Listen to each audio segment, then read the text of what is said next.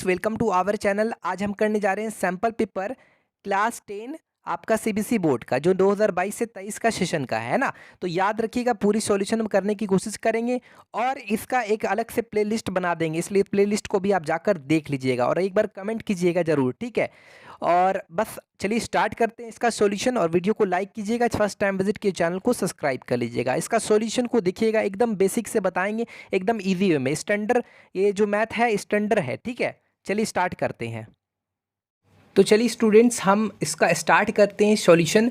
बस वीडियो को लास्ट तक ज़रूर देखें। यहाँ पर लेट क्या कह रहा है, let A and B two positive integers such that A equal to P to the power 3 Q to the power 4 and B equal to P square Q to the power 3, where P और Q क्या है आपका prime numbers है।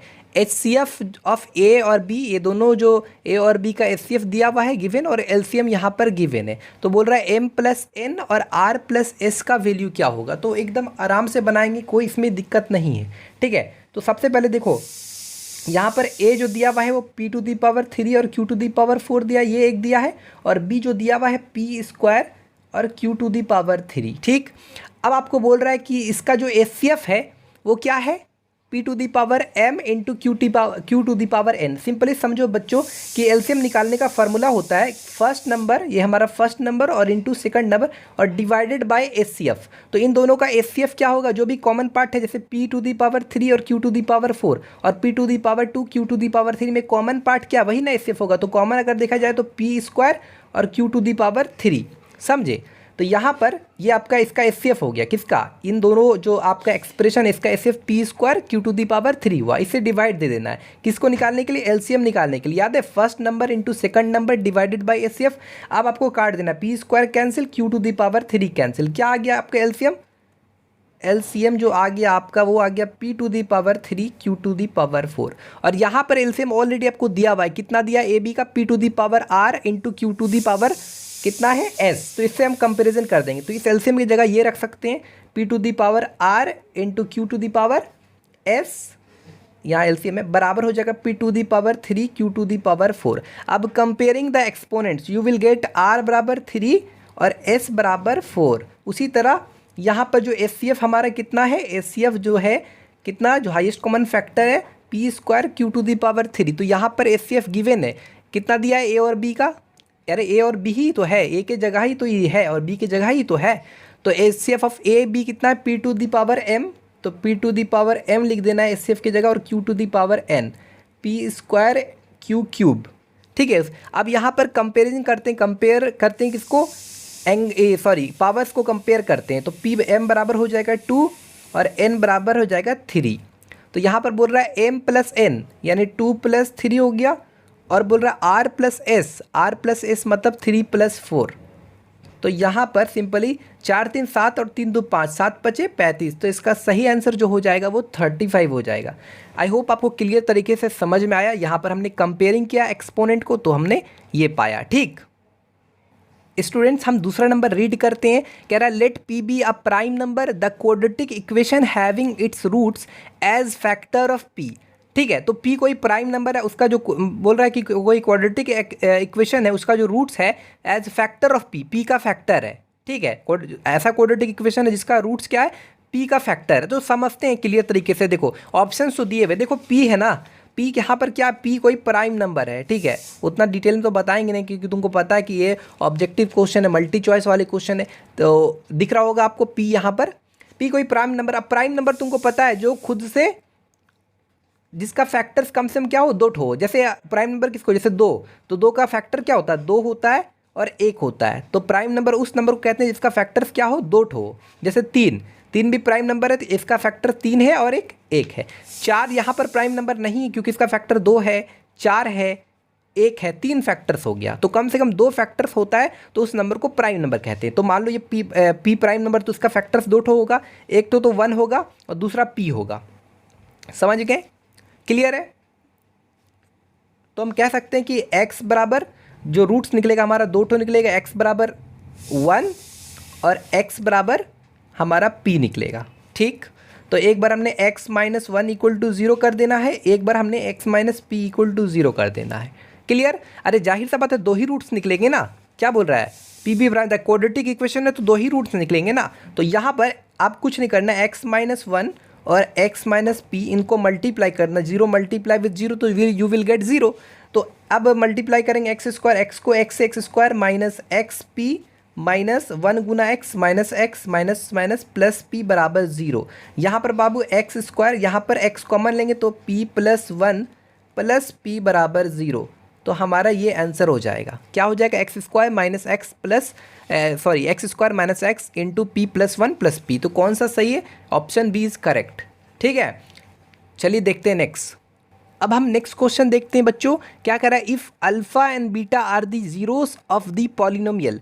देखो ये जो alpha देख रहे हैं और ये जो बीटा देख रहे हैं इसका क्या जीरोस है इस पॉलिनोमियल एफ ऑफ एक्स जो दिया हुआ है, एंड अल्फ़ा प्लस बीटा बराबर alpha beta, then P is क्या होगा। तो सबसे पहले समझो बच्चों, हमारे पास जो गिवन पॉलिनोमियल है F of X equal to दिया हुआ है P X square minus two X plus three P.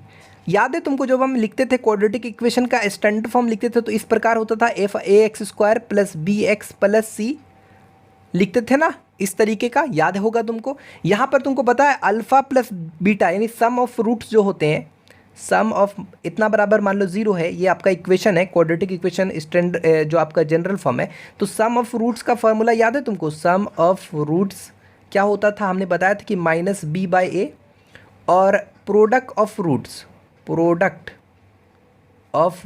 जो होता था क्या होता था, c by A, constant term divided by A यानी एक्स स्क्वायर का कोफिशिएंट, और सम ऑफ रूट्स में क्या होता है, एक्स का कोफिशिएंट माइनस के साथ और ए एक्स स्क्वायर का कोफिशिएंट। ठीक है, ये चीज़ याद रखना तुम, ठीक समझ गए। ये आपका इक्वेशन दिया हुआ है। अब अल्फ़ा प्लस बीटा बराबर अल्फ़ा बीटा दिया हुआ है तुमको, जाके कोई टेंशन नहीं। तो अल्फ़ा प्लस बीटा यानी सम ऑफ रूट्स क्या पढ़े थे, माइनस बी बाई ए। तो देखो यहाँ पर एक्स का कोफिशिएंट क्या है, बी, यही ना, यहाँ पर एक्स का कोफिशिएंट क्या है, माइनस टू, तो माइनस टू डाल दोगे, और ए की जगह क्या है, ए मतलब एक्स स्क्वायर का कोफिशिएंट क्या है, पी, तो पी डाल दोगे, बराबर अल्फ़ा प्लस बीटा मतलब क्या, सी बाई ए। सी क्या है, यहाँ पर कॉन्स्टेंट टर्म देखो 3p है, और ए क्या है, एक्स स्क्वायर का कोफिशिएंट यानी पी। तो देखो पी कैंसिल हो जाएगा। अब हमारा क्या हो जाएगा, जो यहाँ पर 3p बराबर हो जाएगा माइनस टू, और p बराबर हो जाएगा माइनस टू बाई थ्री। तो इसका सही आंसर होगा minus two by three, option A is correct. ठीक है, कोई दिक्कत, नो प्रॉब्लम। ये हमारा नेक्स्ट क्वेश्चन चौथा नंबर, if the system of the equation 3x plus y equal to 1 and 2k minus 1x plus k minus one y बराबर इतना इज़ इनकन्सिस्टेंट मतलब नो सॉल्यूशन, समझे। तो दिया हुआ क्या है, 3x plus y minus 1 equal to 0, और दिया हुआ 2k minus 1x plus k minus 1 y minus 2k plus 1 बराबर 0, समझे। तो इनकन्सिस्टेंसी आप समझे थे कि आपको बताया था कि a1 बाई a2 बराबर b1 by b2 not equal to c1 by c2। इसका इनकन्सिस्टेंस मतलब क्या होता है, इतना, a1 बाई a2 बराबर b1 बाई b2 और not equal to c1 by c2, यही है इनकन्सिस्टेंस। तो यहाँ पर बोल रहा है k का वैल्यू आपको यहाँ पर निकालना है। ठीक है, क्लियर है। तो चलिए निकालते हैं। a1 की जगह क्या होगा 3, और a2 की जगह 2k माइनस 1, b1 की जगह 1 और b2 की जगह k माइनस 1। सिंपली क्या करते हैं हम इसको, अभी फ़िलहाल ये तो नॉट इक्वल होगा c1 यानी minus 1 bye minus 2k plus 1 ये, ठीक है। तो हम इसको इसके इक्वल रखते हैं, 3 बाई 2k माइनस 1 बराबर 1 बाई k माइनस 1। तो 3k माइनस 3 बराबर 2k माइनस 1, तो k बराबर माइनस 1 प्लस 3 मतलब 2। तो इसका आंसर जो होगा वो आपका 2। ठीक है, क्लियर, कोई भी दिक्कत नहीं, आराम से समझ गए। फटाफट वीडियो को लाइक भी कीजिएगा बच्चों, चैनल को सब्सक्राइब भी कीजिएगा। आपको पता है ना कि कितना हार्डवर्क करना पड़ता है इस सब में। If the vertices of parallelogram P Q R S taken in order, तो पी क्यू आर एस से आपको पैरेललोग्राम का सारे प्रॉपर्टी ऐसे पता है आपको, कोई दिक्कत नहीं है, समझदार कोई सारा काफ़ी होता है। तो फिर भी लिख देते हैं, पी का 3,4, क्यू का जो कोऑर्डिनेट्स होगा वो -2,3, आर का यहाँ पर है -3, -2, और एस का यहाँ पर कुछ नहीं है बाबू। यहाँ पर एक्स का अगर हम एक्स को हम वाई मान लेते हैं कोऑर्डिनेट्स, क्योंकि निकालने बोला है। अच्छा, ये आपको पता है कि पी क्यू आर एस क्या है, एक पैरेललोग्राम है। आपको इसका वर्टेक्स निकालना है ना, जो एस वर्टेक्स है इसका कोऑर्डिनेट्स निकालना है। ठीक है, ये यहाँ पर ये जो डायगोनल्स है, आपको पता है कि जो पैरेललोग्राम में डायगोनल्स क्या करते हैं, एक दूसरे को इंटरसेक्ट, एक दूसरे को बाइसेक्ट करते हैं, यानी ये बराबर ये बराबर ये। समझ गए, कोई दिक्कत नहीं। तो यहाँ पर सिंपली समझिए, इस ई ओ पॉइंट जो है इस लाइन पर, इस दोनों डायगोनल पर लाई कर रहा है। तो मान लिया हम ये लाइन अगर हम सपोज कर रहे हैं, इस पर भी तो लाई कर रहा है, तो कहीं ना कहीं हम इसको बोल सकते हैं कि ये मीट पॉइंट है। देखो ये साइड पी ओ और ओ आर बराबर है, तो ओ मीट पॉइंट है। तो मीट पॉइंट का फॉर्मूला होता है x1 प्लस x2। अगर मीट पॉइंट का कोऑर्डिनेट्स निकालने बोलेगा तो ये होता है x1 plus x2/2 y1 plus y2/2, ये याद रखना। तो उस केस में क्या होगा, 3 प्लस माइनस 3/2 यानी 0। तो इस पॉइंट का कोऑर्डिनेट्स क्या होगा, 0। और 4 प्लस माइनस 2 2/2, 2/2 मतलब 4 यानी 1, तो 0,1। अब जाहिर सा बात है ये जो पॉइंट है इन दोनों लाइन पर लाई कर रहा है, दोनों डायगोनल्स पे, इस पे भी लाई करेगा, ये क्यू एस पर भी लाई करेगा, कर रहा ही है। तो अब आराम से आप इसका कोऑर्डिनेट निकाल सकते हैं। क्या होगा इसका, वही फिर मिड पॉइंट फार्मूला लगाइए। क्या होगा, x-2/2 कॉमा y+3/2, इनका जो कोऑर्डिनेट्स होगा वो बराबर होगा किसके बराबर, जो मिड पॉइंट का कोऑर्डिनेट्स है 0,1। अब कंपेयर कीजिए, x-2/2 बराबर 0, यानी x बराबर आपका 2 हो गया और y बराबर +3 बराबर हो जाएगा 2, तो y बराबर -1। तो हमारा इसका जो आंसर हो जाएगा वो क्या होगा, x का 2 y का -1। Option C is correct. ठीक है, कोई दिक्कत भी नहीं हुआ। मीड पॉइंट फार्मूला आप पढ़े हैं ना कि क्या होता है उसमें, जैसे ये यहाँ पर कोऑर्डिनेट्स इनका दिया हुआ, तो इनका जो कोऑर्डिनेट का सम होगा x1 प्लस x2/2। अगर इस पॉइंट का कोऑर्डिनेट्स निकालना चाहते हो तो ये पॉइंट का कोऑर्डिनेट्स क्या होगा, x1 x -2/2 y +3/2, यही चीज़ होगा, x -2/2 y +3/2। कहीं ना कहीं ये जो 0,1 है और ये वाला सेम लाइन पर लाई करेगा, इसलिए इन दोनों को इक्वल लिख सकते हैं हम। ठीक है, सेम पॉइंट पर लाई करेगा, तो इसलिए हम ना वैल्यू हमने आराम से निकाल दिया। 6 नंबर में बोला ट्राइंगल ABC और ट्राइंगल PQR। इफ़ AM और PN are altitude of triangle ABC और ट्राइंगल PQR रेस्पेक्टिवली। देखो ट्राइंगल ABC दिया हुआ है और ये दोनों ट्राइंगल जो है ना सिमिलर है, ABC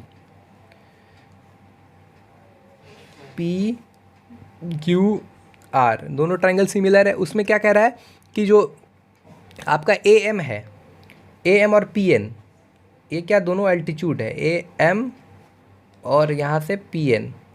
ठीक है, यानी एल्टीट्यूड मतलब 90 डिग्री पे गिरेगा। तो बोल रहा है AB का स्क्वायर, यानी AB जो स्क्वायर है और PQ का जो स्क्वायर है वो बराबर है 4/9। यानी इसको इस तरीके से भी समझ सकते हैं कि AB/PQ इसका जो स्क्वायर है वो बराबर होगा आपका 4/9 के। समझे, ये भी चीज़ क्लियर है। तो ध्यान रखिएगा, एक थ्योरम यहाँ पर बताते हैं। अगर दो ट्राइंगल सिमिलर होते हैं तो यहाँ पर पढ़िएगा एक बार। थ्योरम कह रहा है कि the ratio of the areas of two similar triangles is equal to the ratio of the square of their corresponding sides. The ratio of the areas of two similar triangles, अगर दो similar triangle है तो उसका जो area होगा, area का जो ratio हो बराबर होगा उनके, equal to the ratio of the square of their corresponding sides का जो रेशियो उसका स्क्वायर की। समझ गए, read this carefully. The ratio of the areas of two similar triangle का जो एरिया है, तो एरियाज है वो बराबर होगा to the equal to the ratio of the square of their corresponding sides का रेशियो के इक्वल। जैसे देख सकते हैं area of triangle ABC divided by area of triangle PQR बराबर AB/PQ का स्क्वायर, BC/QR का स्क्वायर, AC/PR का स्क्वायर। ठीक है, तो हम यहाँ पर कह सकते हैं क्योंकि ट्राइंगल ABC और ट्राइंगल PQR ऑलरेडी सिमिलर दिया, तो इनका एरिया का जो रेशियो होगा, area of triangle ABC bye area of triangle PQR, इनका जो रेशियो होगा वो बराबर बोल सकते हैं हम। क्या बोल सकते हैं, लगभग दिया हुआ AB/PQ, तो AB/PQ के इक्वल बोल सकते हैं, यानी AB/PQ का स्क्वायर के इक्वल। ये किसके और किसके इक्वल होगा, BC/QR का स्क्वायर के इक्वल भी होगा, AC/PR का स्क्वायर का भी इक्वल होगा। लेकिन अभी फिलहाल हमको ये चीज़ दिया हुआ तो इसलिए लिख दिए। ठीक है, यानी कि कहीं ना कहीं AB/PQ का स्क्वायर देखा जाए, जो AB/PQ का स्क्वायर है वो भी 4/9 होगा। BC/QR का जो स्क्वायर होगा, यानी BC/QR का जो स्क्वायर होगा वो भी 4/9 होगा। AC/PR का जो स्क्वायर होगा वो भी 4/9 होगा। अब एरिया ऑफ ट्राइंगल ABC क्या होता है, half into base into height, half into base into height, यानी BC, बेस क्या BC और हाइट क्या AM। तो ध्यान रखना हमको AM और PN उसका रेशियो निकालना, हाफ इंटू क्या हो जाएगा QR, इंटू पी एन है ना। तो ये हाफ ऑफ कैंसिल हुआ, A B by P Q क्या है, इसका स्क्वायर दिया 4/9, तो B C by Q R into A M by P N बराबर 4/9। कोई दिक्कत। अब देखो B C by Q R, B C by Q R का स्क्वायर क्या होता है, B C by Q R का स्क्वायर हमने जैसा आपको बताया क्या होगा, 4/9 होगा। तो B C by Q R क्या होगा, B C by Q R इसमें रूट चढ़ जाएगा, यानी रूट चढ़ जाएगा तो ये हो जाएगा 4 का स्क्वायर रूट 2 और 9 का स्क्वायर रूट 3, 2/3 हो जाएगा। तो यहाँ हो जाएगा 2/3। क्लियर है। तो यहाँ पर A M by P N जो हो जाएगा 4/9 3/2। ठीक है। तो अब आप यहाँ पर क्या कीजिएगा, आराम से काट दिएगा, 2 दूना 4 और 3 तिया 9, तो क्या हो जाएगा 2:3। 2:3 क्या है हमारा, ये वाला ऑप्शन डी इज़ करेक्ट। ठीक है, कोई दिक्कत नहीं। ध्यान रखिएगा B C by Q R की जगह हम क्या डालें, 2/3। अब ये इंटू में डिवाइड में गया ना तो पलट गया, यानी 4/9 इंटू 3/2 हो गया। ठीक है। क्वेश्चन नंबर 7 में क्या कह रहा है, x tan 60 degree cos 60 degree और साइन 60 डिग्री कॉट 60 डिग्री, सबका वैल्यू याद रखो कि आराम से बनेगा। देन एक्स बराबर क्या हो, tan 60 का वैल्यू √3 होता है, पता है तुमको। साइन 60 का तो ऐसे √3/2 होता है, तो cos 60 का 1/2 होता है, साइन 60 का √3/2, कॉट 60 tan 60 का √3 होता है 1/√3।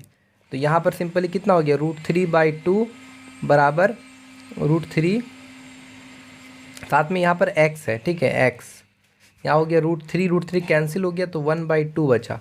तो x 1/2 इंटू में डिवाइड में जाएगा, तो फिर ये डिवाइड में जब जाएगा तो फिर पलट भी जाएगा। ठीक है, 2/√3 हो जाएगा, यानी x बराबर हो जाएगा 1/√3। तो 1/√3 कहीं पे है, 1/√3 किसका वैल्यू होता है, तो tan 30 का वैल्यू होता है। तो इसका आंसर tan 30 इज़ करेक्ट। ठीक है। ये 8 नंबर क्वेश्चन कह रहा है if sine theta plus cos theta बराबर √2 then tan theta plus cot theta बराबर 1। Tan theta plus cot theta बराबर क्या होगा ये पूछ रहा है। तो sine theta plus cos theta बराबर कितना दिया हुआ है, बराबर √2 दिया हुआ है, और आपको पूछ रहा है tan theta plus cot theta का वैल्यू निकालने। ठीक है, तो सिंपली क्या करना है आपको, sine theta plus cos theta को तो ऐसे रहने दो, अब क्या करो, दोनों साइड स्क्वायर कर दो। जब स्क्वायर करोगे तो sine theta plus cos theta, इसका स्क्वायर करोगे और √2 का स्क्वायर 2 हो जाएगा। फिर फार्मूला यूज़ करो, sine square theta plus cos square theta plus 2 sine theta into cos theta, A plus B का होल स्क्वायर पता ही है तुमको, इतना बराबर 1 होता है। तो 2 साइन थीटा कॉस थीटा बराबर हो जाएगा 2 - 1 1 हो जाएगा, तो साइन थीटा कॉस थीटा बराबर हो जाएगा तुम्हारा जाके 1/2, इतना बराबर 1/2। ठीक, अब तुमको इसको सॉल्व करना है, tan theta plus cot theta का वैल्यू निकालना है ना, तो इसको सॉल्व करो। तो टैन थीटा बराबर क्या लिख सकते हैं, sine theta by cos theta, और कॉट थीटा बराबर हो सकता है cos theta by sine theta. तो यहाँ पर साइन थीटा कॉस थीटा हो गया, साइन थीटा कॉस थीटा, यहाँ हो गया sign square theta, cos theta cancel हो जाएगा तो मल्टीप्लाई विथ साइन थीटा, तो यहाँ हो जाएगा कॉस स्क्वायर थीटा, क्या आ गया 1/sin थीटा कॉस थीटा, है ना। तो 1/sin थीटा कॉस थीटा का वैल्यू 1/2, तो यहाँ पर 2 ऊपर चला जाएगा तो इसका आंसर 2 हो जाएगा। तो करेक्ट आंसर इज 2। ठीक है, ये हमारा 9वां नंबर है। ये हमारा क्वेश्चन नंबर 9 है, कह रहा है in the given figure D E is parallel to, ये और ये पैरेलल है, ए ई बराबर दिया हुआ है। ठीक है, इन द फॉलोइंग बोल रहा है कौन सा ट्रू है। सबसे पहले देखो ट्राइंगल ए डी ई जो है ऐसे लिख लो, ए डी ई, और एक ट्राइंगल लिख लो तुम triangle A B C, A B C. ठीक, लिख लियो। यहाँ पर देखो एंगल ए तो बराबर है तुम्हारे जाके, ठीक, कोई इसमें दिक्कत नहीं। अच्छा, ये लाइन पैरेलल है, तो आप बोल सकते हो ये एंगल और ये एंगल बराबर होगा, यानी ये एंगल और ये एंगल बराबर होगा, करस्पॉन्डिंग एंगल्स।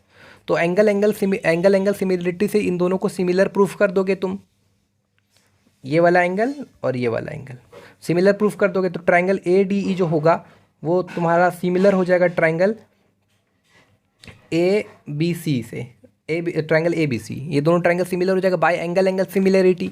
जब दोनों ट्राइंगल आपका सिमिलर प्रूफ हो गया तो आप कह सकते हैं इनके जो साइड्स का रेशियोज होगा वो इक्वल होगा, A D by A B बराबर D E by B C बराबर ए ई बाई ई सी, ये बराबर होगा। यहाँ पर किसका किसका वैल्यू दिया हुआ है, डी ई बराबर एक्स यूनिट्स दिया हुआ है, तो एक्स डाल दो, बी सी बराबर कितना दिया, वाई दिया हुआ है, और यहाँ पर इसको जो है ना उसके बाद क्या दिया है, ई सी बराबर बी यूनिट्स दिया हुआ है, ई सी बराबर बी यूनिट, ए ई बराबर कितना दिया, ए यूनिट्स, तो ए बाई ए सी इसको इसके इक्वल रख रहे हैं, तो ए सी कितना है यहाँ पर, ए सी जो है ए ई प्लस ई सी लिख सकते हैं ना ए सी को।